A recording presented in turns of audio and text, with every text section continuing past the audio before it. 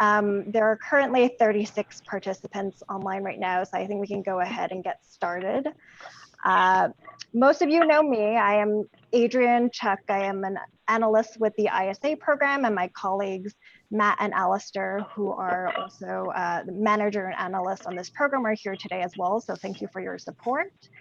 I'm very excited to present our speakers today because I've heard all three folks speak at different events, and they are fantastic. They all bring unique and practical knowledge of how to land your first tech job. And I think it's a real treat that they're here today contributing their time, despite things being incredibly busy, somewhat unpredictable. It's such a gift to have all three of you here today. So thank you for your time. We anticipate about 50 folks coming into this event, and this event will be recorded. So the speakers know that, but for everybody who will participate in the Q&A, just know that your questions will also be a part of this video recording too. And today in our audience, we have a lot of job seekers across the San Diego Workforce Partnership Network. A lot of folks are looking for their first job in tech. Some are just starting the program, some are graduated from the ISA program, and we've got a bunch of different specialties, including data analysis. We've got front-end developers, Java programmers, digital marketers, database managers, and UX designers. I think I got everything. So without further ado, let's just go over a few pieces of housekeeping for today's event. So the agenda will look like this. We'll kick off with introductions. Each of our panelists will share a little bit about themselves and then provide for our job seekers just some key pieces of advice to launch into the search. We'll launch into a few prepared questions I have for the panelists, but for the most part, I'd love to leave this open for a Q&A. So for anybody who wants to ask a question, I know as the speakers are presenting, it'll get your brain juices flowing. So just go ahead and ask your question in the Q&A section. If you're on a computer, you should see this at the bottom of your Zoom screen. I just ask you if one of our speakers is discussing a topic and you have something that is directly related to what they're talking about, just put in all caps that you have an urgent question that you'd like to ask, and then we'll address that in the moment. Otherwise, we'll take all questions at the end of the event, which is about halfway through after we go through the moderator Q&A. And then for students to also be mindful that, a lot of the other people who are watching this event have different backgrounds. So if you have a very specific question, if our panelists can't answer it, we'll table it for a different event, but it'd be great if you could make it broader so our panelists could kind of speak to the larger audience that is watching this event. Feel free to use a chat function to share any great resources. So if somebody's talking about great networking events or opportunities come up, audience, please go ahead and be loud in the chat box. If something is resonating with you, feel free to give it a thumbs up in the chat function. And that's about it. That's all I have for housekeeping. So without further ado, I'm going to go ahead and introduce our panelists one-on-one, and they're going to give their backgrounds. And I will start. Oh, this is just a great screenshot for me to show you where to go ahead and find your Q&A and chat boxes in case you aren't as familiar with Zoom. But I'm going to go ahead and introduce Jay Taylor, who is director at Salesforce and also a founder at MentorMesh. So for those of you who don't know, Salesforce is the largest CRM in the world. MentorMesh is an online community of tech-passionate lifelong learners, which is an essential resource for a lot of our job seekers here today. Jay went from being an office assistant with no degree or training to building successful startups and working at senior levels of Expedia, Microsoft, and now he's at Salesforce. So Jay, I'm going to actually stop the share and you can go ahead and give us an overview of your background. Sure. So hopefully you guys can hear me okay? I think so. All right. Yeah, so really happy to be here. So real quick about me, I'm going to try to condense this as fast as I can. So the beginning of my journey, I was a father. I had 2 daughters. I wanted to make more money. I wasn't making enough money. I wanted to provide for my kids. And so I was trying to find a job in tech. I was able to get my first entry level role, but it was it was very difficult. And so I'm going to stick to the path that I think will benefit you the most. So I got to a point where I really wanted to get a good tech job, and so I went out to interview, but I didn't have a bachelor's degree. I had a no bachelor's degree, no connections to the industry. I'm a minority, so there was a lot of reasons why that I think I had difficulty. But then when nobody would hire me, I knew that I could do the job. And so that was really frustrating for me. And so if nobody would hire me, then I would hire myself. And that's exactly what I did. So with very little experience, I started my own software consulting company. I think I was about 27 at the time. So I started consulting. I did a very successful startup called VenScreen. So I was able to connect with another CEO, and we built this company. We got 35 million in venture capital funding. Aside from that project and other projects that I did as a consultant, I did that for probably about 5 years. Uh, I think it was actually almost 6 years. And then this was kind of when the financial crisis started to hit, like 2009, 2010, very similar to today's world where the economy is kind of going through a shift, right? And so my job started to become unstable. And this is when I went and applied for a job at Expedia. So I'm in the Seattle area, and Expedia was kind of a big name locally here. And so I was able to basically um, get a temp role, go to Expedia, work really hard, built a lot of really good connections, and then they offered me a full-time role. At Expedia, I was there for about 3 years as an engineering manager. I built 3 different engineering organizations while I was there. Then I got to a point where I felt like I kind of outgrew the learning opportunities at Expedia, and that's when I went to Microsoft. So I was a senior engineering PM for the Power BI team. So if you're not familiar with Power BI, it's the leading analytics tool for dashboards and reporting. So I was on the Power BI team, and I managed websites, including Dynamics and a lot of Microsoft's business websites. And then I was at Microsoft for about 2.5 years, and then I went to Salesforce as a director of product. And I've been at Salesforce for about 2 years. And actually, I resigned from Salesforce last week. And so this is actually my last week with Salesforce. And I'm going to be moving to a new opportunity. So if you guys follow me on LinkedIn, I think I'm going to make that announcement probably tomorrow. But when I think about my career and I think about all the paths that I took, it's very untraditional, right? It was not my first career. So second career, no bachelor's degree, no experience, no connections. But I feel like throughout my career, I kind of figured out a lot of things that I don't think a lot of people tell you, and I'm looking forward to sharing a lot of that today. But to summarize really quick, I got 3 points I think everybody needs to think about when you think about changing careers. Number one, you should find a mentor. Number two, you need to build a technical network because referrals are more important than anything else. And number three, be an entrepreneur. If nobody's going to hire you, start a business. A lot of people will tell you to go work on a portfolio. There's nothing wrong with that. But in my experience, when that happened to me, I started a company. And when I was hired into a big tech organization, I was hired at a senior level. There are things that you will learn as an entrepreneur that working for a company will never teach you. So I'm not going to hog up all the time. I did start a company called mentormesh.io because I want to help solve this problem of helping you find a mentor, build your technical network, and also help you start a business. So that was the kind of summary of what I think is super important. So you'll kind of, as we talk, you'll kind of hear that again and again. But that's me. Thank you, Jay. And as somebody who has joined the Mentor Mesh community, I couldn't recommend it more. There's tons of working groups in there on how to start your own business, how to code, lots of great ways to connect with other people and just get advice about the industry. And I think the folks in there are really great because their knowledge is so specific. So we'll definitely be advertising that opportunity later for folks to join.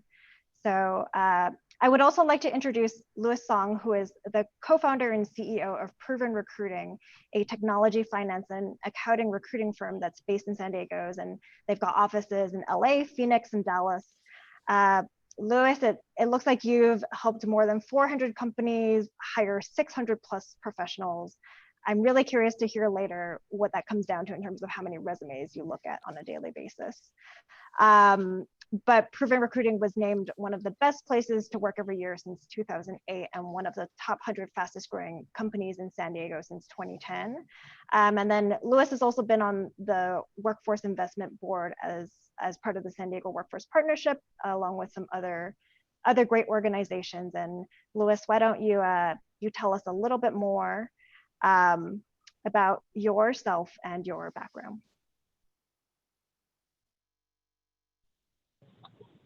Can you guys hear me? Yes? Okay. I've been in recruiting and technology recruiting since '96. I think that makes it 24 years or so. I am the co-founder and CEO of Proven Recruiting now, but before my life as an owner and CEO of this company for the last 13 years, and before I got into recruiting, I was a maid at Days Inn. I worked at Bennigan's as a waiter. I worked at Toys R Us as a midnight stock clerk. I've done a lot of crappy jobs over my lifetime. And, I think if you look at my LinkedIn profile, you can see where my life is today, where my professional world is today. But I'll just get into the one piece of advice that I would give right now is that if you're on this call, the likelihood is that you do not have a trust fund set aside for you. You need to work. And the likelihood is that for most of us, even for those of us that are at least superficially a little bit more financially successful, we're likely to work into our 60s and maybe even into our 70s. And so one thing I would have told my younger self if I had the chance would be, don't be so critical of yourself. Don't be so harsh. Don't listen to that negative voice that sometimes all of us have in our own heads, and think about this from a much longer term standpoint. And especially if you're transitioning careers and getting into something new like technology, it's going to be hard. And it's probably going to be hard for 2 to maybe even 3 years. And for someone like Jay, who started his own company, there were probably years where it was hard. It's not just all of a sudden you have an idea and all of a sudden become successful. There are years when you doubt yourself and you think, what the hell did I do? Why did I do this? But if you really want to be in technology, you think about the course of a 30 to 40 year career that most of us are going to have. Even if you're doing this later in life in your 30s and maybe even in your 40s, you're still going to have a 20 to 30 year career in front of you. And so while it's going to be hard in the moment, to keep that in perspective and do all the things that winners do, be the first in, last out, work harder than everybody else, all the things that our parents tell us to do. But to not be so negative about, listen to that voice in your head that might be too critical, and to give yourself some room to grow and to develop and evolve over the course of time. That would be my 2 cents. Thank you, Lewis. That was fantastic. And I'm realizing that there are some commonalities amongst all of our panelists today. I would say you're all entrepreneurial, you're all hardworking, you've got grit, and that is a great segue for me to introduce Donna. So some of you might recognize Donna, especially our folks in UX design and front-end development. Donna is currently a NetSuite supervisor at RSM US and UCSD extension instructor in front-end development and UX design. She's got an incredible career in engineering, programming, design, and software project management. She's worked at Lockheed Martin, Miva, and TAG. And she also has a freelance career where she's developed websites, she's done tons of content management work, and developed mobile apps for companies worldwide. Donna is also awesome because she's got a great perspective. She's a great advocate of our students and has a really strong perspective of, where they're coming from and what they need to kind of land their first tech job. So Donna, go ahead. Well, hi, everyone. And if I haven't met you before, hello. And for those of you from UCSD, welcome. Yeah, I think My story basically is early on, I knew I loved science, and there was no doubt in my mind that that was the direction I was going to go in. I was one of those, youngsters that took things apart and tried to put them back together again, and always wanted to really understand how science worked around me. So my undergrad is in engineering and my master's is in computer science. And quite frankly, my first job I got might have been my best job, which has some pros and cons. I love space exploration, and so my first job as an undergrad was working at JPL, and I would go down to the Cape all the time, and we would do satellite launches. So it was an amazing first job. uh, I wound up much kind of like what Jay was talking about. Family intervened, and I was working 80 hours a week and traveling all the time. So I needed to really prioritize my family a bit more. So that's when I decided to look for exploration on Earth, and that became the internet. In the 2000s, obviously things were opening up, and for those of you too young to know what was going on, it went from webmasters telling us what we needed, much like TV programming, to curated content that anyone could create. It was just an amazing time to be a front-end developer, because if you had an idea and a few bucks, you could buy a URL and domain and put your content out there. And so as a result, there was just so much opportunity for people, again, as Adrian mentioned, that saw, that were entrepreneurial in nature. And so a lot of my early work, I work with, it's not really on my LinkedIn, but I worked with Spotify before they were Spotify, because I had this idea that, people wanted their own music, and that freedom of selecting your own playlist was just a great opportunity. And so just lots of things were available to us.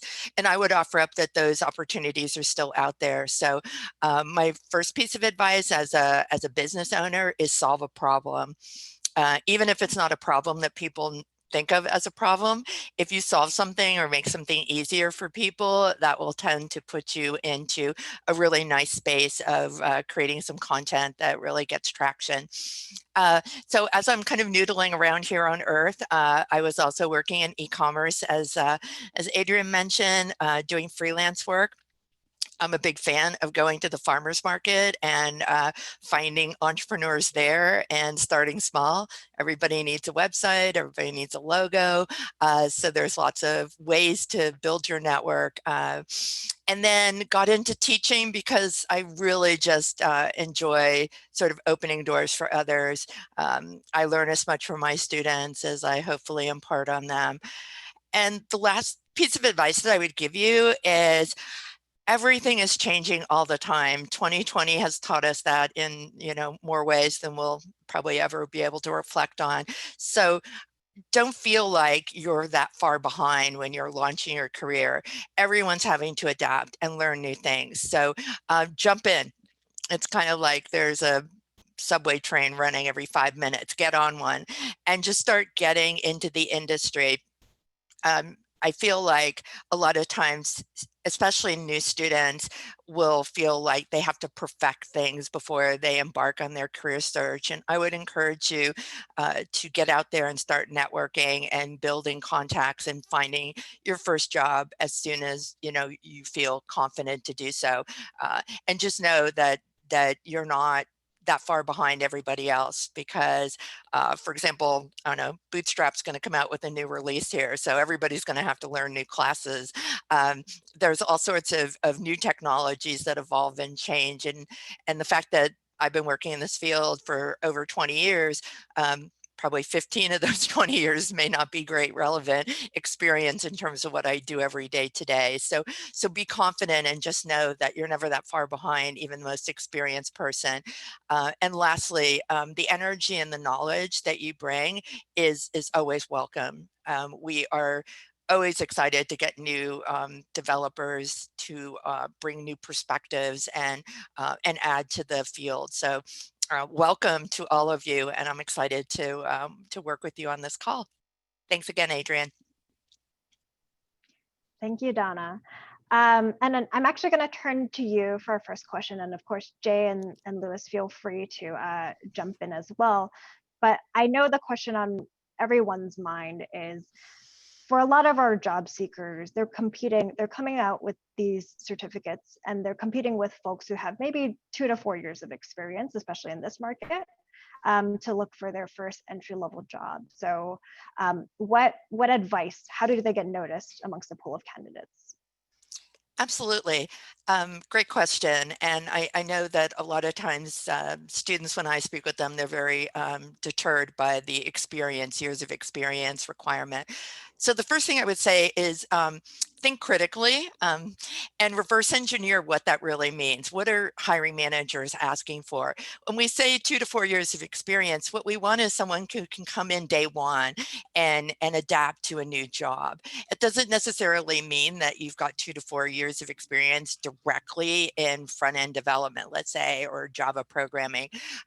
So what I recommend is to figure out how you can best answer that question based on the skills and experience that you do have.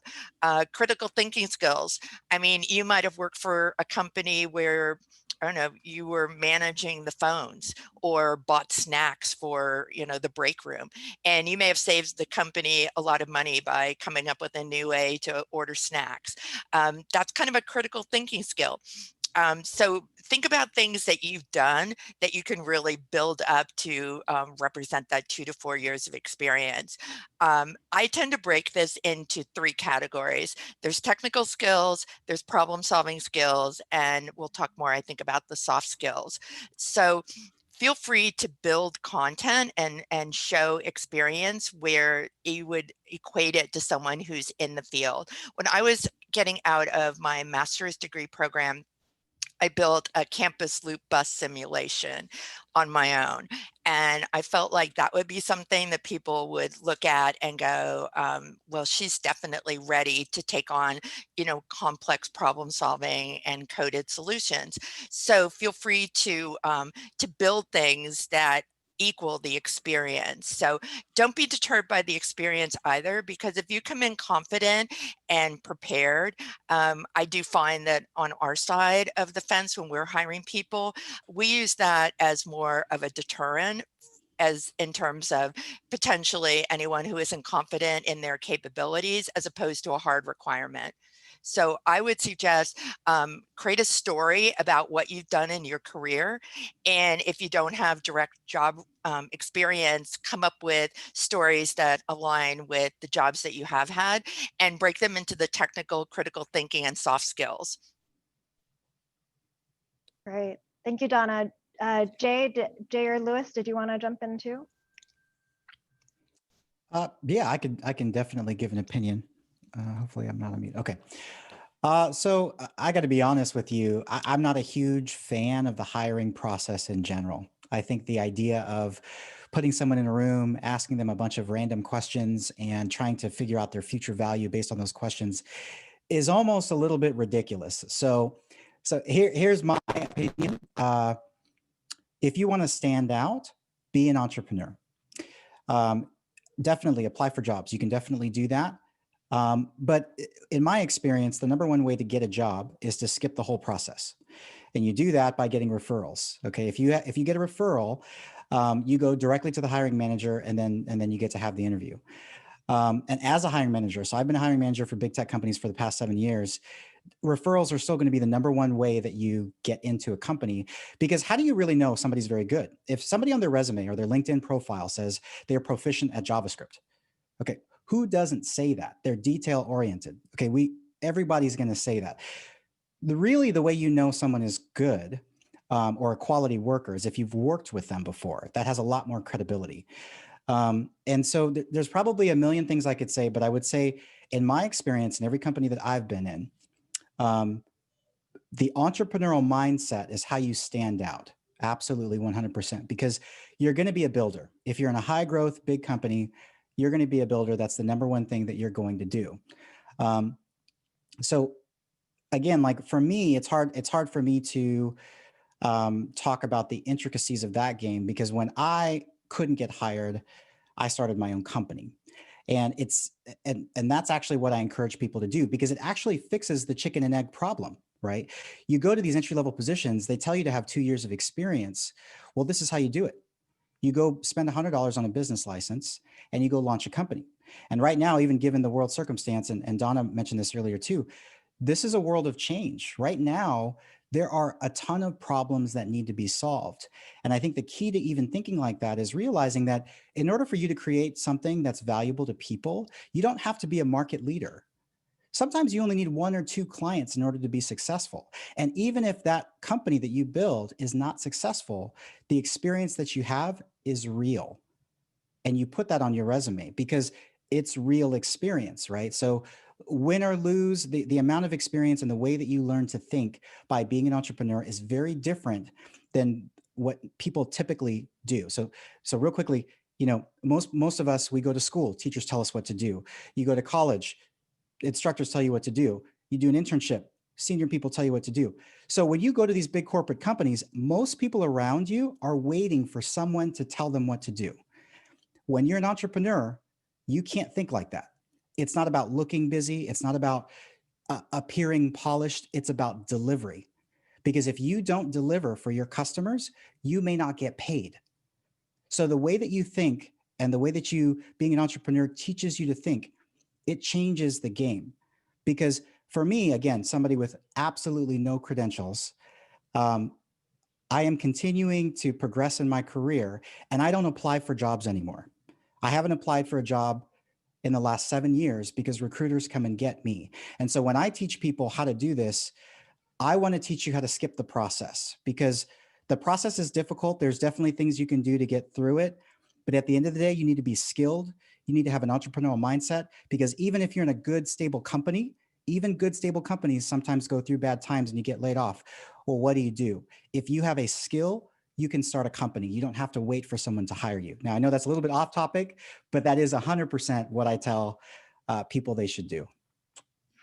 Jay, I would actually love to push you on that a little bit more, but also because I've heard you speak and I've heard you respond to this. But to get headhunted, to get recruited, you also need some of those big names that you do have on your background, on your resume, and your LinkedIn. But getting your foot in the door for that first big name, how did you do that? So to me, a very, very easy way, and I should be careful, I guess, with easy, but I would say much easier way is to take a temporary role. So here's the thing about temporary roles. So me as a hiring manager, I have an idea and I want to pitch my leadership for it. It's so much easier for me to get temporary funding than to get a full-time position to hire. So I go to my boss and I say, hey, I got this great idea. I think it'll be great. I need 3 people for 6 months. So much easier for my leadership to say yes. And so I get funding. And so I work with the recruiting and temporary contract company to hire people quickly. I don't have 3 months to hire people and find the best candidate. I just need 3 people that are pretty good.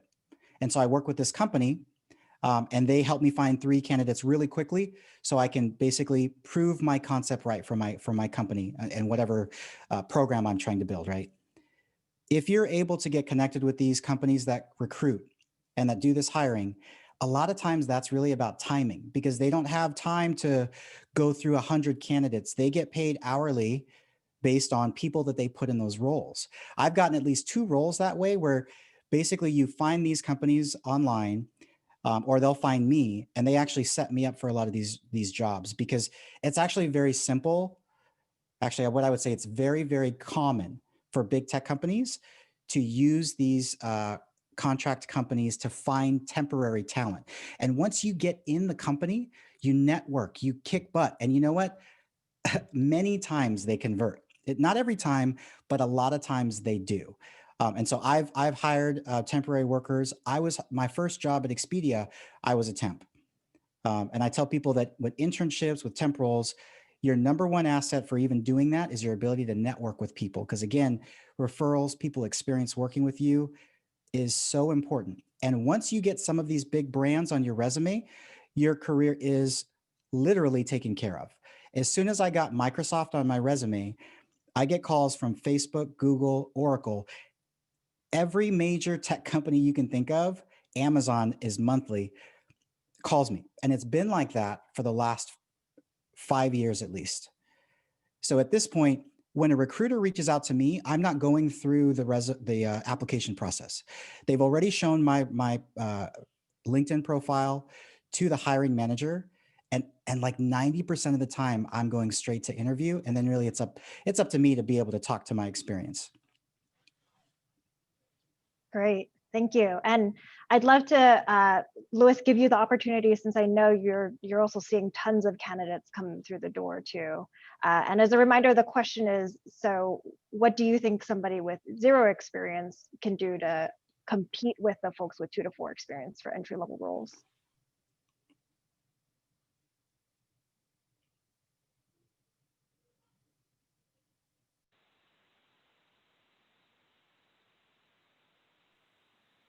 How about now?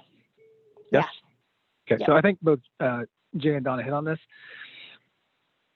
The question isn't how do I get a job?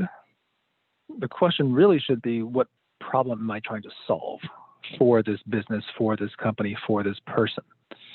And I think, you know, for when Jay says, well, you got to put yourself in an entrepreneurial mindset, that's a really hard thing to do. I think for Jay, for me, and maybe Donna as well, you know, we've all started our own companies, and it didn't happen for me overnight. It took me, well, actually, I did have that mindset back when I was in my teens. But it's a very different mindset of trying to solve a problem rather than getting a job. So if you're going in and if you're going in to say, well, how do I get a job here versus how do I solve a problem here? It's a very different question to try and answer. And so that would be one thing I would say. I would completely agree with both the other panelists, but getting to that mindset isn't easy. I think for Jay, it's easy. For me, for Donna, we've been there already. But for most people, because most people frankly aren't entrepreneurs and most people frankly fail.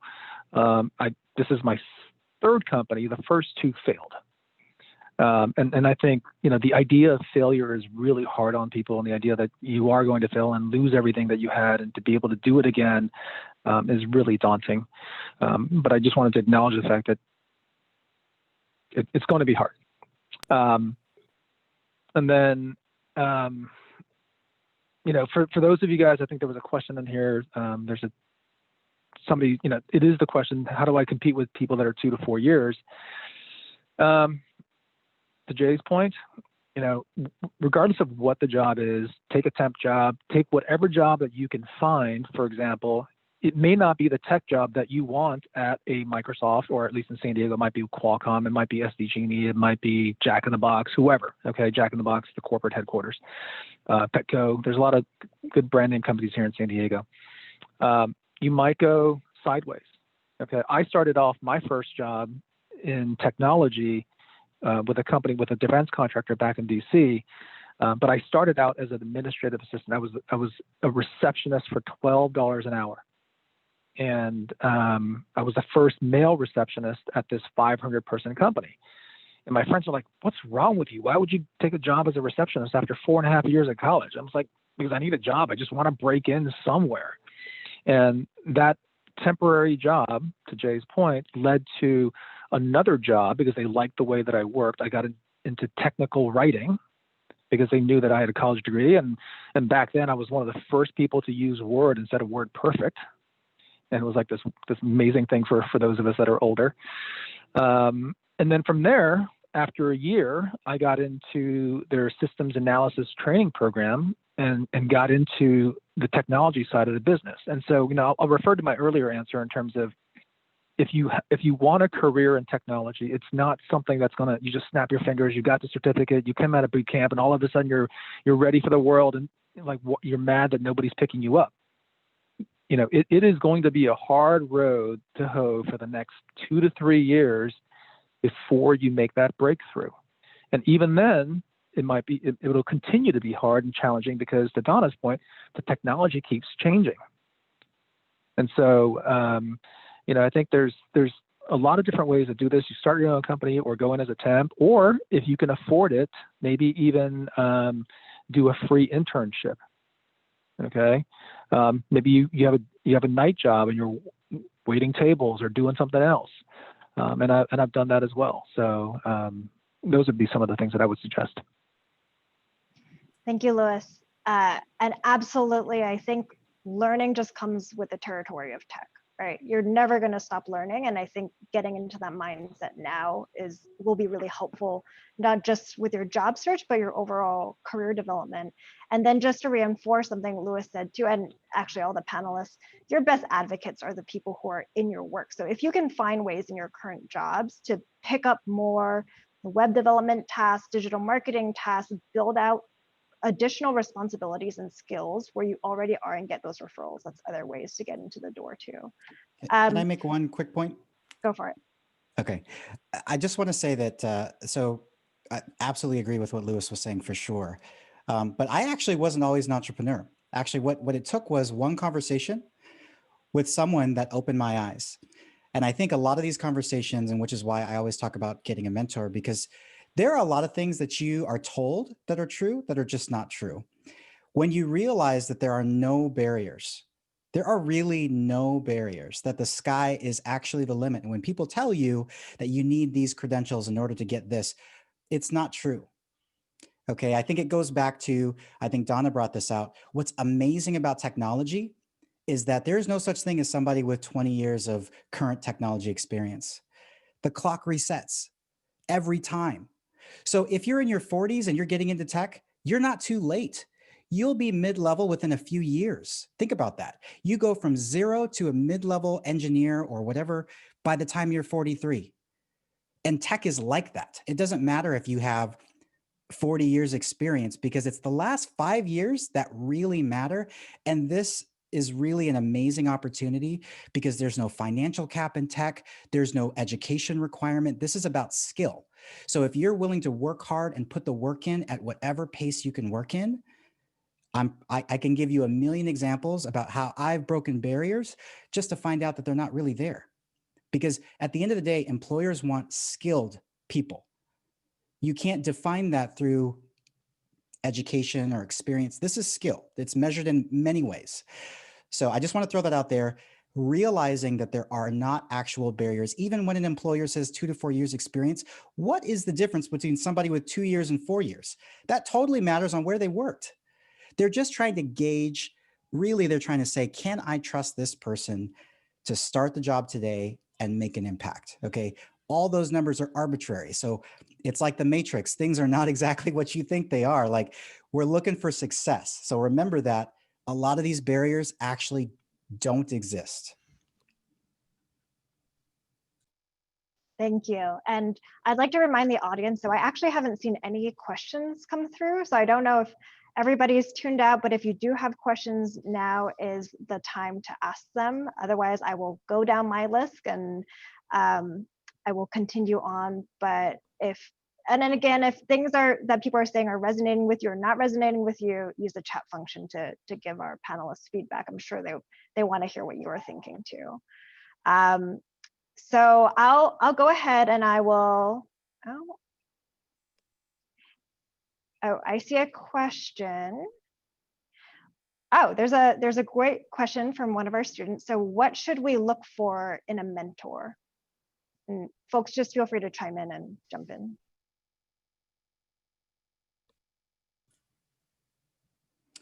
So I can start us off. I think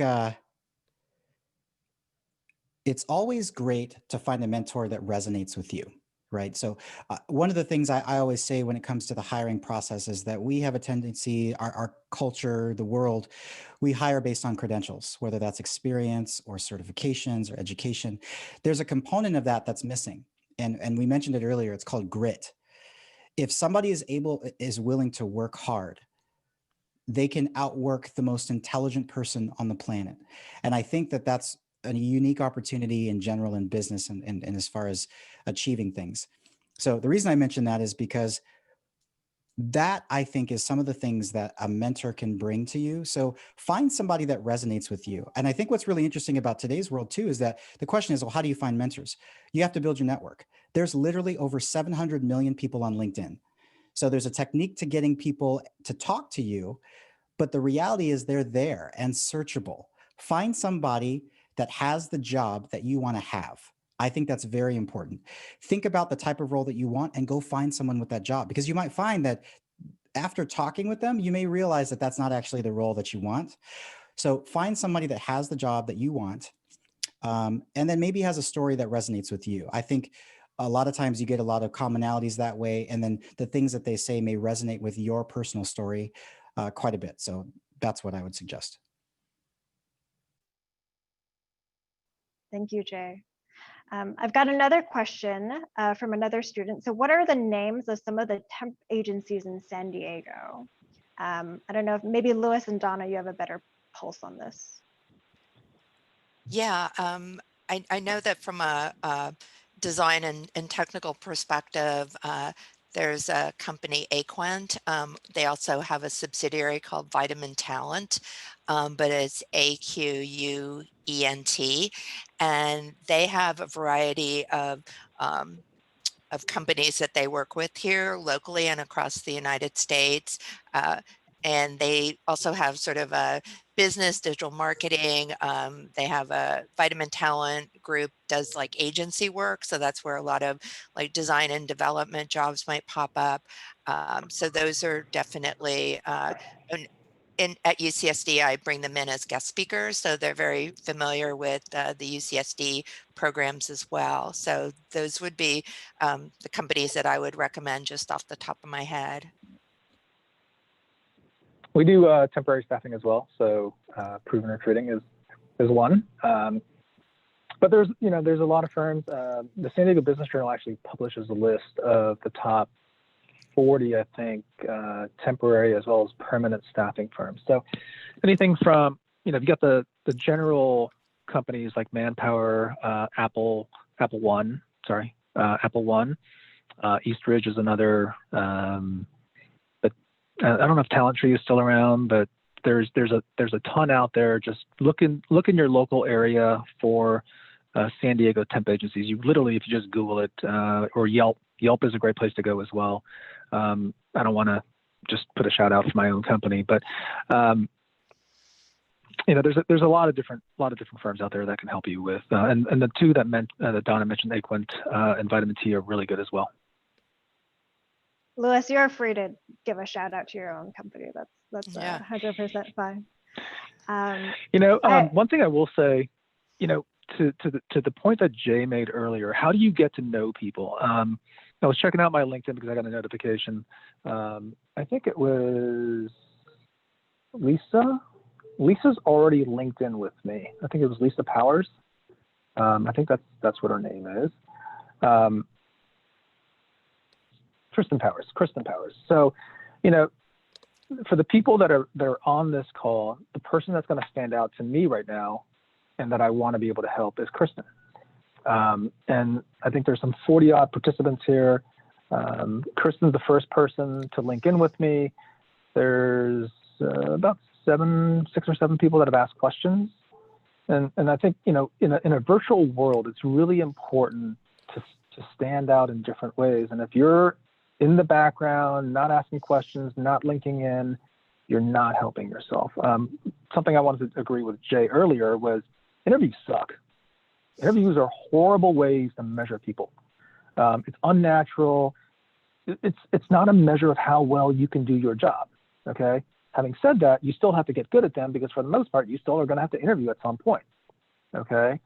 And then as far as the mentor question, I would say get somebody who you want to be like and that frankly looks like you.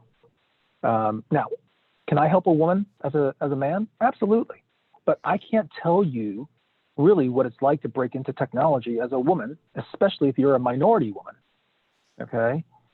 There are different hurdles that you are going to face, that Jay's going to face, that Donna's going to face, that we're all going to have different hurdles that we're going to face, basically because of who we are, whether we're male or female, whether we're Black, Asian, or white. And those are real things that we have to overcome in this society, in this world. And I can't tell Jay what it's like to really be a Black man in technology. And I think if you are a certain type of person, look to the people that you want to become like. and I don't know that there's a perfect mentor. I've looked for mentors all my life. I haven't found very many. And the reason I say that is, for the most part, if the people that I found successful, whether it's from a financial standpoint or from a company standpoint or position, there are trade-offs. And I know one guy who started a company, and it's $1 billion company, but he's morbidly obese. And that is not a trade-off that I'm willing to take. And from a mentoring standpoint, I do not want that level of mentoring to become that person, because I want to live a healthy lifestyle. And I want to be around for my kids. I don't want to be divorced. And so there's all these things that I think, if you think about it, it's not just about how does this person conduct themselves in business, but how does this person conduct themselves in life, and make sure that you're looking at their entirety of their lives rather than just their title or their financial situation. But when you look at the entirety of their life, I think, then you can look at them as a mentor, or you got to be very careful and say, okay, I'm going to take advice from this portion of their life, this portion of their business. They might be a great coder, but good Lord, they have horrible interpersonal skills. And so I got to be careful about how I listen to the people that are quote unquote mentors. Just for the record, I'm also half Korean, so I'm I know, Black that's the way you and spelled your name. Asian. Yeah, So I could tell. I cover like half the globe here. I'm just saying.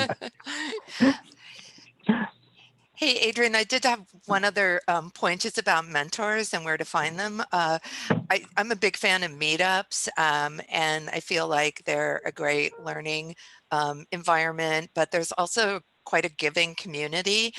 So I would encourage, if those on the phone haven't found meetups that they want to participate in, that would be an area where you can not only network and potentially find leads on jobs, but also find people that might work out to be good mentors.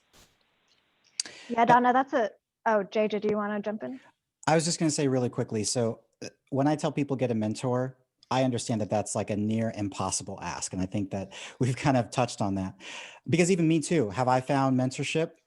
Not one. So what I've had a lot of great meetings with a lot of great kind of mentors so I've basically taken a lot of advice from a lot of different leaders, and it's actually worked for me, because I think that it's hard to ask somebody, will you be my mentor? Because that could be, and it could feel like a really big commitment. So one of the things that we're doing in Mentor Mesh is that I'm going to bring hundreds of industry professionals like me, and I'm going to have them available to you every day. So it's going to be a way of group mentorship where you can still ask your questions and get really good advice. And I feel like that's the way that I was mentored. It wasn't by a person, it was by several meetings with many different mentors. And I think if you do it that way, you actually have an opportunity to take a lot of different perspectives and kind of add that to your own. And so that's kind of the approach I'm taking, because it is very hard to find somebody that's personally dedicated to help you. But I feel like if you can get that kind of crowdsourced, a lot of the things we say are pretty similar. So you might find that the message will still resonate with you. Thanks, everybody. And I noticed the one thing I would add, just real fast, one thing I would add to it. that is sometimes the best mentors are going to be in books. Okay. It may not, I still think about the fact that when I was first getting into recruiting, and people laugh at me about it, but I listened to Tony Robbins' Awaken the Giant Within. And, again, it drowned out the negative voice in my head that said, what are you doing? You can't do this. You're a loser. You're behind everybody else. And, it helped me when I couldn't find, to Jay's point, I couldn't find the mentors in my life. People they weren't available to me. And so I think in today's world, you now have even more access. You don't necessarily have to buy an Audible account. You can find, on YouTube, a lot of good material out there from different people. You can find the TED Talks that have great material as well. And, these are all valuable things. I think if you can take the time, if you make the time to listen to these voices, you don't have to have these people that are directly in your life. It's just a different way to find mentors. It just doesn't have to be that person that's sitting there across from you or on a Zoom call directly one-on-one with you. Thank you, Louis. And I just really wanted to quickly add, I know a lot of folks are thinking, well, we're in COVID. How do we find people online? I mean, how do we find people when there aren't meetups, when there aren't hackathons, when we can't meet people? So there's LinkedIn, there are tons of meetups in San Diego. Jay built a whole startup around building your online community. So please go access and see that. And then just message people and have a conversation, build out your network that way. And it'll be a lot easier. The more you practice, the more you build out your network, the easier it'll be to reach out to all of their contacts and figure out exactly what kind of advice you need to. I see a few more questions coming through, so I want to hammer through them as much as possible. So there's a question that says, I've seen a lot of competition here in San Diego, even for temp jobs. How do we get past them when we're at the point where we just need a job?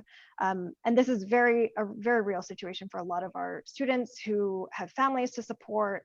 Sometimes, you know, just getting a job, especially right now, is what essentially everybody needs. Companies are still being really competitive and picky about who works for them. So any advice for that? I own a recruiting firm, and frankly, we get jobs that are entry level, no experience required. And I think there's a lot of those jobs out there. Again, I would say that it may not be the technical job that you want ultimately as your career. And so, you know, whether it's Proven, whether it's Aerotech, whether it's there's a lot of firms out there. You're going to have to be persistent. You may not get called the first time, the second time, the third time, or even the fourth time. It may be the fifth time or the sixth time. But, you know, for example, if any of you guys send me a resume today, I will get back to you. Okay, lsong@provenrecruiting.com, LSONG@provenrecruiting.com. You can also find me on LinkedIn. You can also find me on my website. You know, and I'll say something about what Jay said earlier. Applying online is almost a waste of time. It's almost a waste of time. Mostly a waste of time. Okay, get in touch with the decision makers. Be bold. Get in touch with the decision makers. Get in touch with Donna. Get in touch with Jay. Get in touch with me. Get the people like us to see your resume, to see your LinkedIn profile. But if you apply, you are going to sit and wait. Okay, and so I would say, as far as finding a job, there are jobs out there, and there's a lot of jobs out there actually. But it's just a matter of whether or not you're willing to take the job that sucks right now, so that you can think about moving ahead 2 years, 3 years, 4 years, 10 years from now. Yeah, I would definitely second that. And I'll give you kind of a quick example. A lot of people, because it's very sexy, everybody wants to be a data scientist. There's nothing wrong with that. But if you look at the number of data scientist roles that are open into position, you're going to see a lot more software engineers. So to Lewis's point, what I've always done is I just get in. Then I meet people, then I talk to people, then I go get the job that I want within the company. I did that at Expedia, I did that at Microsoft, and I did that at Salesforce. I just got in. So sometimes it's about taking a job that's not your ideal position, but think about the networking opportunity that you have. You get a role, then you go talk to the teams that have the jobs that you think you want, get to know them. A lot of times companies will actually even let you do some work for them in your current role. So that happens a lot. And so there's an opportunity there to network and even figure out, is that even the career that you want? So I've done exactly what Lewis is talking about many times. This is Donna. The one thing I will say about meetups right now in COVID is that they've actually evolved as well too. So what's great about them is I've been to meetups that have partnered with other meetups across the United States. I went to a UX meetup where we partnered in San Diego with Denver meetup group, and then had somebody from Facebook UX talk to us as a guest speaker. So definitely. The other thing I would say about meetups, virtual style, is that invariably, most of them will have people posting jobs or say, hey, we're looking for someone. And so they are a great sort of way to meet people and network, but then also present yourself. For example, the JavaScript meetup, they reserve time on the agenda, who's got a job and who's looking for a job. And even if they don't ask you, you know, don't be afraid. I always tell my students, you should make a t-shirt that says, I'm a web developer or something like that. And just like, you're going to run into people that are going to stop you in the street and say, hey, really? So, just get yourself out there and make sure everybody that you know knows what you want to do. I told that to my son, who I didn't think really listened to me, but when he was working at a gym, he made it clear that he wanted to be in marketing, and his very first job came from one of the gym members, because the more he talked about his passion being in college and graduating, the more people could see who he was as a person. And just to like Jay's point and Lewis's point, he went in the side door, right? He went straight to the hiring manager's office. He didn't even realize that as the front desk guy, he was interviewing every day with this gentleman coming in and working out. But because of who he was and the fact that he made it known what he wanted to do, doors will open for you. So it's that whole 6 degrees of separation. I'm pretty convinced if you went out, tomorrow and started telling 20 people that that what you want to do, that somebody's going to have something to offer at some point. So get the word out and be really passionate about where you want to go with your career, and people will find you. They really will. And really quick to that point, because it's an amazing point. Do it on LinkedIn. So a lot of people, sometimes they get really weird about connecting with people on LinkedIn, but think about this. LinkedIn is your online resume. How many people do you want to see your resume? Everyone, right? So for every day, I used to connect with anyone I would look up and I would connect. I gained over 10,000 connections that way. And then when you have that connection, just post about your story, post about how you feel, post about your failures. I got 2 job offers in the last 2 months from Microsoft and another company that I'll tell you about tomorrow because of my LinkedIn posts, period. There's actually not a lot of great content on LinkedIn. If you go and tell your story, it resonates with people. I have gotten mentees because I see their story and I'm like, hey, let's talk. I want to give you some suggestions. It's such a fabulous way to get out there. So to what everybody's saying, like, you got to go be seen, because if you just submit a resume, you're like one of 500 people. And even if you're qualified, you may not get seen, but LinkedIn is magic. You got to try it. That is a fantastic note to end on, that LinkedIn is magic.